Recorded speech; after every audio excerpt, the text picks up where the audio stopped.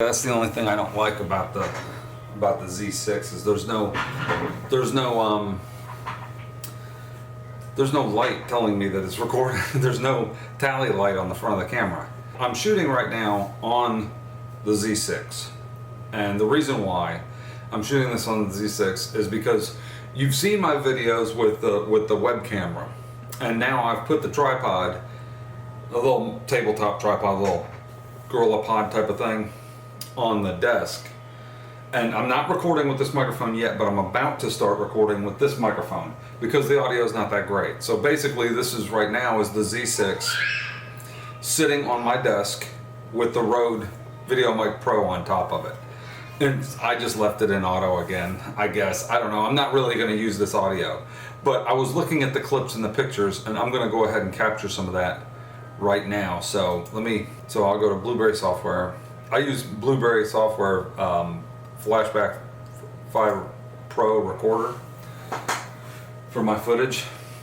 You can see the footage in the monitor right there. That's actually coming off of Premiere right here. I've got the footage open in Premiere, and it's automatically going to my 4K TV up here on the wall. I also have something right here. They were kind enough to send me a microphone. I'm testing a microphone for a company out of China. This is like it's like a $30 USB microphone. They contacted me and asked me if I wanted to do a review of their product. So I'm going to do an unboxing and review of this microphone this weekend probably. And I'm going to compare it to the CAD audio microphone that I use here so that we can get an idea of what this thing sounds like. So the reason why I'm doing this is I wanted to show you guys what this footage looked like and discuss also my reasoning behind show you also my reasoning. I'm going to show you some pictures that I took with the Z6 last night, and it was I started it around, I like to say around 5:30ish. Around 5:30 started taking photos and video. Basically, this is the perfect situation for the Nikon Z6. Now, let me see if you can follow. Here I have a client who has a photographer already, and she hired us to do her video, and she wanted an engagement video, just a video of her and her fiance holding hands and walking and stuff like that. Well, in St. Augustine they have the Nights of Lights for Christmas, for the holidays. And they put these lights all over the trees and stuff downtown. And they thought it would be a great thing because they're getting married next year at the same time.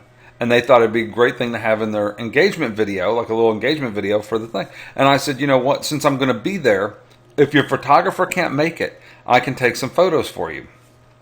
And they thought that was great. So I snapped some photos in the middle of taking video. So I wasn't hired to do both. But I was in the situation where I had a camera that could do both fairly well. So here's the pictures I took with the Z6. Now this picture, look how clear this picture is. It's pretty darn clear. It was very dark out there. This one was taken at 4.0, ISO 4000, 24 millimeter, the 24-70. F4.0, 1/50th of a second. So it wasn't the fastest. I should have had the shutter speed up a little bit higher. But basically what I did was I was shooting in manual because I didn't like the way it was automatically picking. Like this one here was shot at 1/15th of a second. See, this is 1/15th of a second handheld. So you can see the blur in the car behind. But see how clear they are right here? That's IBIS for you. That's hand holding the shot. At 1/15th of a second, normally you wouldn't be able to even, it would be too shaky. ISO 1600. So this one here also, this is at 1/15th of a second. F4.0, 24 millimeter, ISO 3200. But the camera actually, it's clear, it's fairly sharp. It's not, probably could be a little bit sharper. I was just starting to take pictures and video with it as I was doing it. So I got a couple shots here. This one here was nice. This is 1/50th of a second at ISO 4000, f4. again, f4.0. And you can see I put a light behind them. You know, there's some noise in the shot, but it's a decent looking shot. Same with this one here. This is another one where I shot 4000 ISO. I didn't even go over 4000 ISO for these. I adjusted it manually and I kept going back to it, you know, for different stuff. These came out really good. I like these, like this one here. This one here and this one. See, this one came out really good. This is at ISO 4000 again, 1/50 of the second, 24 millimeter. This is basically the same settings, but it's sharp. It's sharp on her eye. Her eye's sharp. It's clear. It looks great. The picture looks good to me. I mean, it looks quite good. Just like these here. They were standing on some stairs. This is 4000, 1/50 of the second, 24 millimeter again. But they're sharp. They're clear. Right? They look clear to me. It's in focus. This was outside ISO 2000. I lowered the ISO 1/50th of the second. But see, when I had those slower shutter speeds, you can see the movement in her hand. She moved her hand so it's a little bit blurry. But they're clear, and that's the point. I tried to get the building behind them. I just had a little light on them. But the point is you can shoot down to 1/15th of a second handheld and get clear shots with IBIS, and that's the point of having IBIS. So I wasn't there to do photos. I was there to do video, and this is the point I was going to make.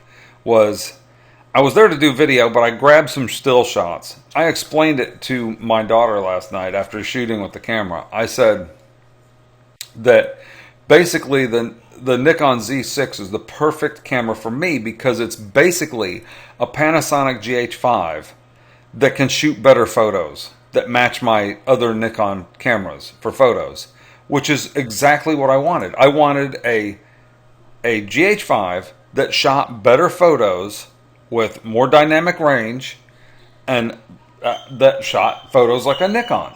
That's what I wanted, and that's what I got with the Z6. So a lot of people that don't need the video as much, maybe you shoot 90% photos and just a little bit of video. Maybe that's better for you. I don't know. But so for me, this is the ideal camera. This is a perfect camera for me. So this was outside. It was dark. This is, I was noticing the ISO jumping up to like 18,000, 10,000, 18,000. And I thought, well, let's see what the video looks like. And honestly, looking at the monitor, the video looks fantastic. I don't see any problem with the video. Look at each other and talk as you're walking. So I'm giving them direction, and I'm watching the video. This is, now, granted, this is completely dark right here. This is very, very dark. I don't know if I have any still shots from out here. This is extremely dark. The lights are actually on. Everybody's car lights are on. This is actually very dark. The camera auto ISO boosted that ISO up high enough to where you could see them. And it looks almost light. I was actually quite surprised.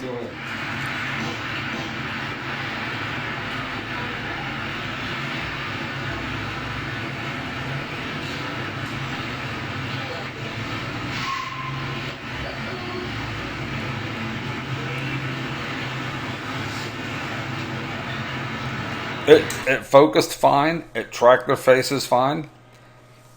It worked great. This camera worked fantastic. Let's look at another clip. So this one here. This was earlier, just before. So you can see the sky is a little bit cloudy, but that one's good. I like this one with their hands.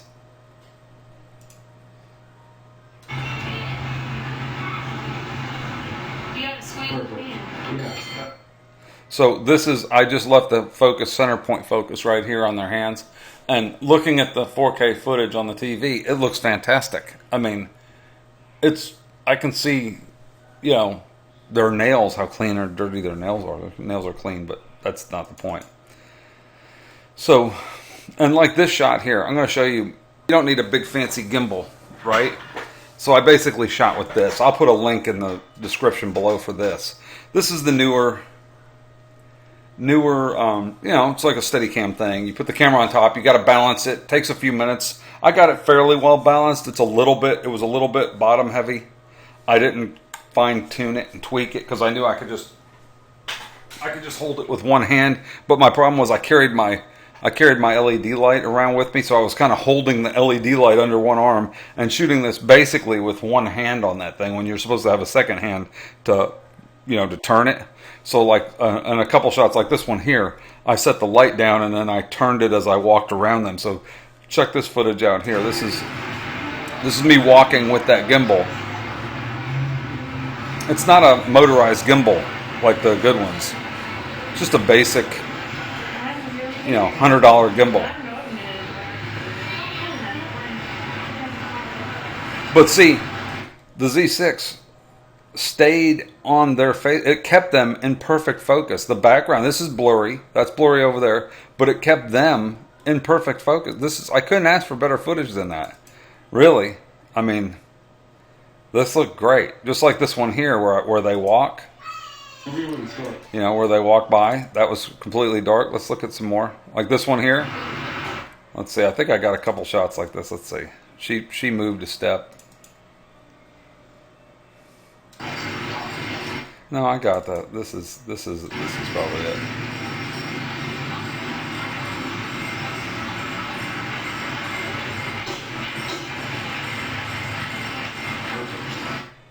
Yeah, not perfect. My shadow was in it. Now this is them. This is a shot of them walking. Now this is even darker. This is later at night. Don't do it. All right, you can walk whenever you're ready. So I followed them walking. I like this shot of me following the couple. But it looks like it's on a motorized gimbal, and it's just on that $20 or $100 Steadicam, you know, copy, whatever it is. It's not expensive. But because the Z6 here has IBIS, it worked together with it. It worked fine. I didn't see any. It wasn't trying to overcorrect it. A couple times I noticed that some like overcorrection as the camera was moving a little bit, but not bad. So like this one here, I'm walking backwards, and it's staying focused on their faces. Each other, you can talk to each other. You can look at me. How was your day? This is at like ISO 10,000. Now I could not get this shot with a GH5. It would be so grainy. I'm telling you, it was dark out there. Okay, this time right here, this is the same picture. I'm going to show you the picture during this same time. This is how dark it was. So let's. I even boosted the exposure. This is how dark it was out here. This is. I'm gonna take that down now. So this is basically.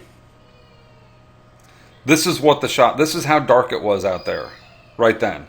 So you see this footage. See how this is the picture. This was taken seconds after that video. This is actually how dark it was, and this is at ISO 4000. So it's actually a little bit darker than this out there. It's dark, but this is what the Z6 made it look like.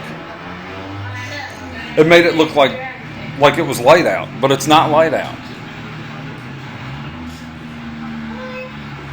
It's not light. It's dark. This is them. See, now it's ISO is going down, so it goes up. I just came off the tree, but now you can see it adjust. Watch. So that's how it's actually dark, and this is what it actually made it look like. Pretty amazing. Pretty amazing stuff. I had a light, and I put the light over here on this little thing here.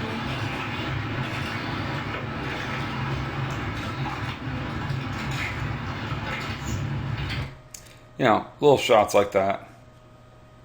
We're going to do some on the beach. So here's the exact same shot that you saw that was super dark. See how bright the grass is and everything? That's the Z6 in auto ISO. It's probably going up to 18,000, 20,000 ISO, like ridiculously high. But it's not grainy.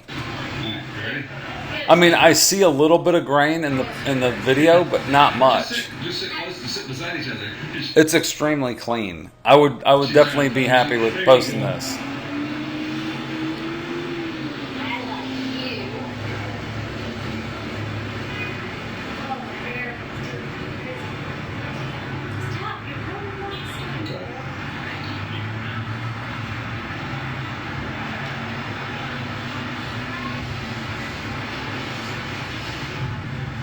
Yeah, I mean it's clean. It's very clean footage. This is all shot at 30p. This is all shot at 4K 30p. But see the background. I probably could have gotten a little bit better if I shot at 24p. Then I could have lowered that shutter speed a little bit, but not a full stop. It looks fine. Let's go ahead a few clips here. But this is that same shot. Oh, this was super high ISO. Okay. This is like 50,000 ISO. It went way up. I turned it off of that. I think it was like maximum ISO on that shot. Okay. Alright, so walking. Now this, I just walked beside him with the gimbal.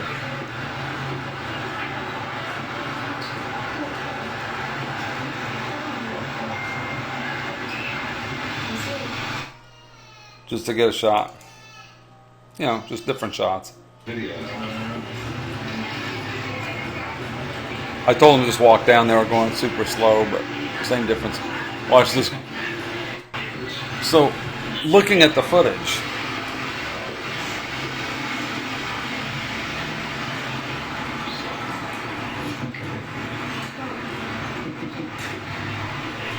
See, this is fine. Look. This footage looks fantastic. People wanted to see what it looks like in low light. Well, this is an f4 lens. This is the kit lens, the 24-70 f4 at nighttime with no additional light other than these Christmas lights. Obviously, there's Christmas lights. It's not completely dark. There's Christmas lights out here. And like this one was super dark, but this looks really good. That looks really good. I'm really happy with all the footage that I got from the Z6. Like this shot here, look. Okay, here we go.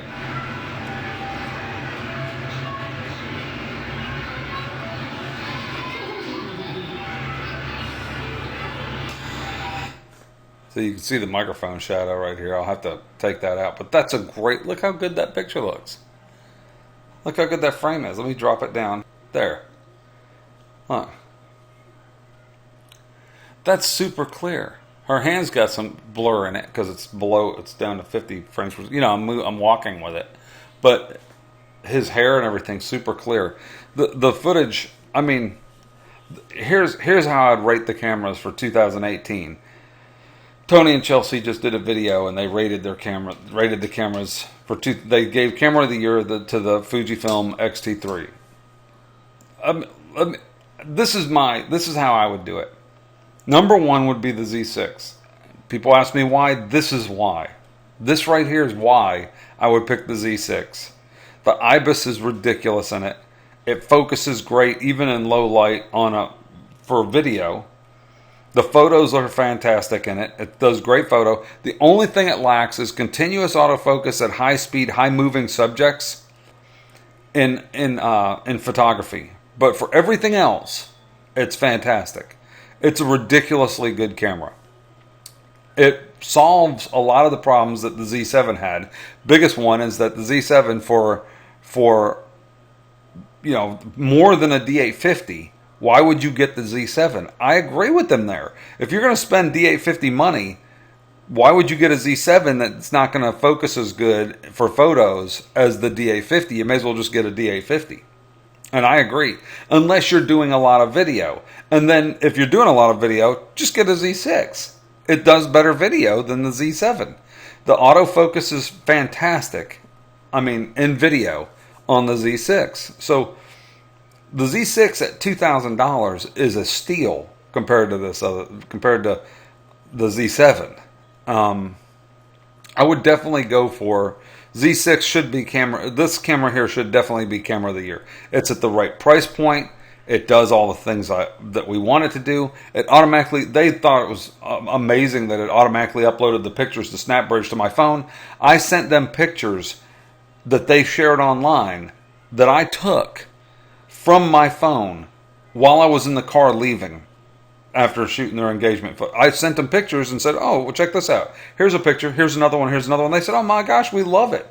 We had the pictures of them on the stairs. That picture that you saw of them on the staircase. They wanted to use it for a Christmas card. I sent it right away. Now they can take it and do whatever they want to with it. I've already uploaded their gallery today. So the Z6 is just a ridiculously good camera. The audio could even need improvement. Audio preamps, no question. But, you know, there's a solution to that too. About the Z6 audio preamps, there's a solution for you. This little Sony, I'll leave a link in the description. It's like 30 bucks or something. And then this little $12 microphone, Audio Technica. Plug it in here, put it in your pocket. You don't even need to put, you can actually, I've shot a lot of videos with just this in my front pocket. If you don't have a front pocket, clip the mic on, put this down in your other pocket. There, your solution. Your problem solved. See, here's the thing. If the Z6 audio inputs or audio preamps aren't very good, then I don't have to worry about it because I can fix it with a $20 solution.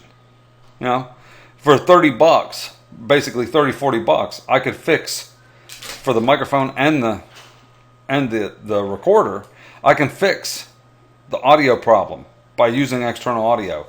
For the Canon EOS-R, you can't fix the IBIS, not the lack of IBIS. You can't fix the crop in 4K. You have 4K crop, you can't make it wider than that. And see, people say, well, just use a wider lens. Well, if I use a wider lens on this, I get an even wider shot because it's full frame. It's actually showing me the full super wide shot. So you'll never get the same field of view off of the EOS-R that you can out of the Z6. And that's just a fact. There's no way around it. So when people complain, well, you can't, you know, the audio, the preamps are messed up. Well, there you go. There's your solution. $30 solution, 30, 40 bucks tops for a solution. Now you have, I record external audio all the time with this. Why do I not use the microphone on my web camera? Why don't I use that? Because it sounds bad. This sounds way better. That's why I use this microphone instead of the one on the thing. That's why I'll use the microphone that they sent me as a demo to test. I would put it on the desk. Even if I was using a laptop, I'd plug in that USB microphone and have it right there because the microphone closer to your mouth is always going to sound better than the one that's 2 feet away. So the microphone already sounds better if you're using a lav mic or something like that. Now, would it be nice to take the plug of the lav mic and plug it directly into the Z6 and have it? Yeah, it would be nice if it had better preamps and you could do that. But it doesn't, so there's a cheap solution, right?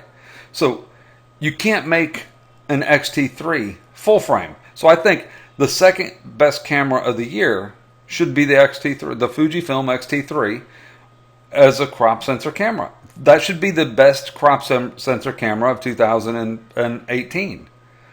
This should be the best full frame mirrorless camera of 2018. They can both be the best, but you can't do with the X-T3 what you can with this one. And you can't do with this one what you can with the X-T3. You can't shoot 4K 60 with this one, but you can with an X-T3. So each has its own, you know, balanced and unbalanced things. You know, there's better. It looks to me like the big losers this year. The biggest loser this year was Canon, and I don't care. I don't have anything against Canon. The footage looks fine on the Canon cameras, but even Tony and Chelsea Northrup didn't pick the EOS-R as the camera of the year. They picked the X-T3. So that goes to show you something. They bought an EOS-R to use for their vlogging videos because it has a flippy screen. I don't care about a flippy screen. I don't need it. I point this camera at me. I'm vlogging right now on the camera, and I don't even have my phone. My phone is... Where's my phone? I might have left it in the car. I don't even have my phone with me. That goes to show you that I'm not even looking at the screen. I don't need to. The camera's pointing at me. It's a wide enough lens. I know it's face tracking. I don't have to worry about it. So anyway, give this video a thumbs up if you liked it. Thumbs down if you didn't. And I'm going to show you some of these clips at the end. I'm going to put a couple together. So watch some of this 4K footage as you go. See ya.